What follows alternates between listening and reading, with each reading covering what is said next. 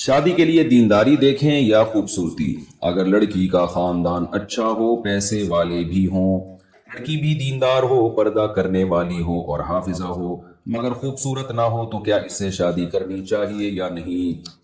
دیکھیں، حدیث میں آتا ہے رسول اللہ صلی اللہ علیہ وسلم نے فرمایا تنکح المرأۃ لاربع، کسی بھی عورت سے چار وجوہات سے نکاح ہوتا ہے: لحسنها ولمالها ولنسبها ولدینها، او کما قال صلی اللہ علیہ وسلم. یا تو اس کی خوبصورتی دیکھی جاتی ہے، بعض دفعہ اس کی دولت دیکھی جاتی ہے، بعض دفعہ اس کا خاندان دیکھا جاتا ہے، بعض دفعہ اس کا مرتبہ دیکھا جاتا ہے کہ آفیسر گریڈ کی ہے یا کوئی اونچے گریڈ کی ہے. تو آپ نے فرمایا فاظفر بذات الدین، دین والی کو ترجیح دو. ان چاروں چیزوں میں سب سے پہلے یہ دیکھو کہ دین ہے یا نہیں. تریبت یداک، آپ نے فرمایا تمہارے ہاتھ خاک آلود ہوں. یعنی یہ جب تاکید کی جاتی ہے نا کسی بات کی تو یہ جملہ استعمال کیا جاتا ہے. تو سب سے پہلے دین کو ترجیح دی جائے گی. تو اس لیے خوبصورتی، مالداری، خاندان، ان تمام چیزوں پہ نکاح میں سب سے پہلے ترجیح دی جائے دینداری کو. ہاں، پھر اگر دیندار بھی ہے، خوبصورت بھی ہے تو نور اللہ نور، دیندار بھی ہے، خاندانی بھی ہے، مالدار بھی ہے تو نور اللہ نور. تو لیکن ایک بدصورت عورت ہے دیندار ہے اور ایک خوبصورت ہے دیندار نہیں ہے، تو وہ بدصورت زیادہ بہتر ہے. اب نوجوانوں میں ایک جوش ہوتا ہے، بس ان کو خوبصورت چاہیے ہوتی ہے، اس وقت دین نہیں دیکھ رہے ہوتے، اس کا پھر وہ بھگتتے ہیں بعد میں جب اولاد ہوتی ہے.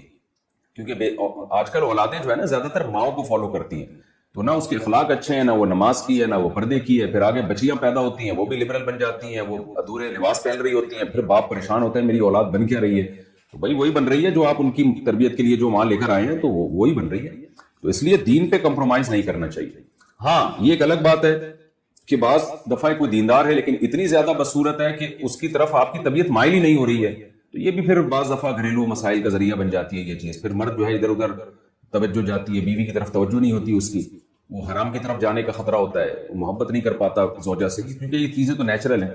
تو ایسی ہی کوئی زیادہ ہی کوئی بدصورت ہے تو بھائی پھر اس میں پھر تھوڑا انتظار کر لے. میں یہ تو نہیں کہہ رہا کہ بے دین سے شادی کر لے، بے دین سے تو کسی قیمت پہ نہ کرے، تو انتظار کر لے کہ بھائی تھوڑا سا ڈیلے کر لے نکاح کو، کہ بھائی مجھے کوئی ایسی مل جائے جو دیندار ہو اور خوبصورت نہ بھی ہو تو کم از کم قابل قبول صورت ہو.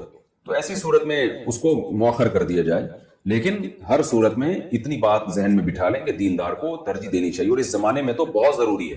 کیونکہ اگر آپ نے دیندار کو ترجیح نہیں دی نا، اس میں صرف اولاد نہیں بگڑے گی. ایک بڑے مسائل آج کل یہ بھی ہو رہے ہیں کہ ذرا سا آپ کا اس سے اختلاف ہوا وہ کورٹ سے کھلا لے لے گی.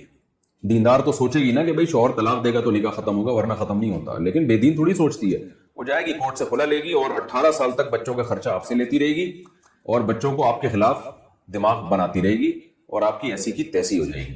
تو پھر جب اس کو بتایا جائے گا یہ غیر شرعی ہے اور یوں ہے فلانا ہے، وہ کہیں گے شریعت کو نہیں مانتے. تو اس لیے بھائی کوشش کیا کریں دیندار سے کو ترجیح دیں.